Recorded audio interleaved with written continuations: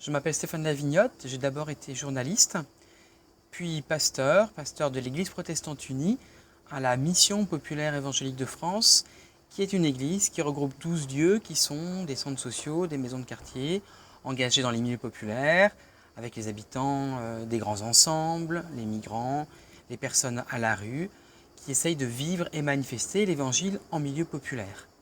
J'ai écrit déjà plusieurs ouvrages en lien avec l'actualité, sur l'écologie, sur la place des religions dans la société, sur les minorités et sur des figures de penseurs, à la fois des figures de l'écologie comme Serge Moscovici, des figures de la théologie et du protestantisme comme Jacques Ellul. J'ai aussi fait mon mémoire de maîtrise sur Paul Ricoeur.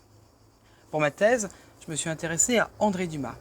André Dumas était un professeur d'éthique et de philosophie à l'Institut protestant de théologie dans les années 60 à 1980. C'était à l'époque la grande figure du protestantisme. Le protestant qui passait à la télé, dans les radios, qu'on a interviewé dans les journaux pour connaître la position des protestants, eh bien c'est André Dumas.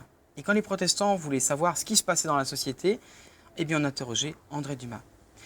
Il m'a intéressé parce qu'à l'époque, il a participé, et c'est ce que je raconte dans le livre, en décrivant ces débats, à tous les grands débats de l'époque, sur la contraception, sur l'avortement, sur la fin de vie, sur l'écologie, dans les dialogues avec le marxisme, sur les débats sur la liberté sexuelle. Il était à l'époque celui qui portait la voix des protestants, mais qui aidait aussi les protestants à réfléchir ces questions. En particulier, il a joué un grand rôle dans le fait que les protestants ont pris position en France pour la contraception, pour la dépénalisation de l'avortement.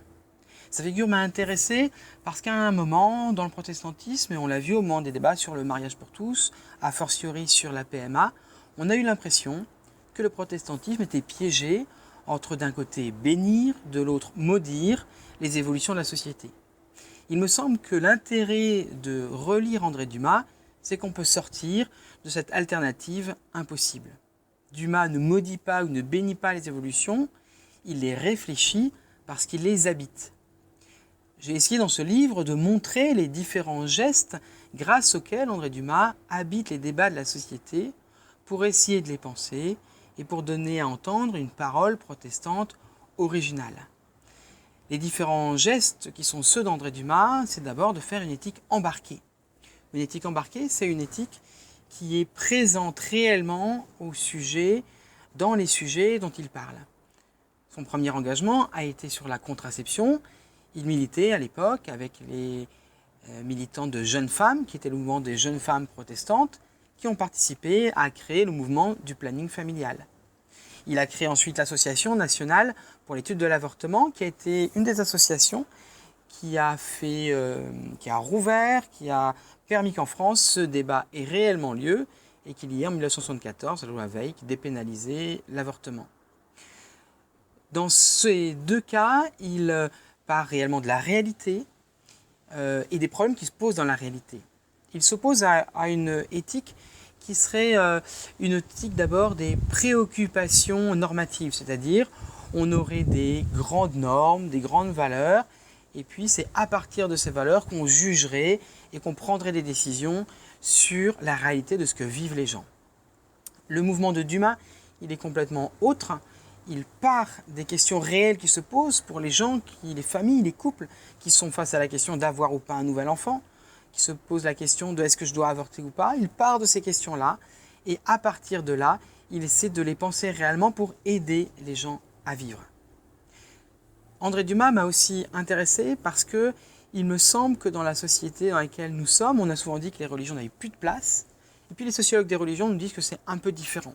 Que la religion, elle est toujours présente, que les gens se posent des questions. Les gens sont peut-être moins dans les églises, mais ils sont toujours à lire des livres, à chercher sur Internet, à se poser les questions. Les religions sont comme des ressources pour les personnes aujourd'hui. André Dumas, il était dans une époque très marquée par cette impression que la religion allait disparaître et qu'il fallait trouver les moyens de parler aux personnes. Et donc ce que je raconte, c'est cette figure d'intellectuel qui trouve une langue commune, qui fait de la théologie non pas un moralisme dont les gens ont peur, mais une proposition dans la société. Je pense que relire André Dumas, c'est ce que j'essaye de faire dans ce livre, ça permettrait de trouver les voies pour que l'éthique protestante retrouve sa place dans les débats de la société.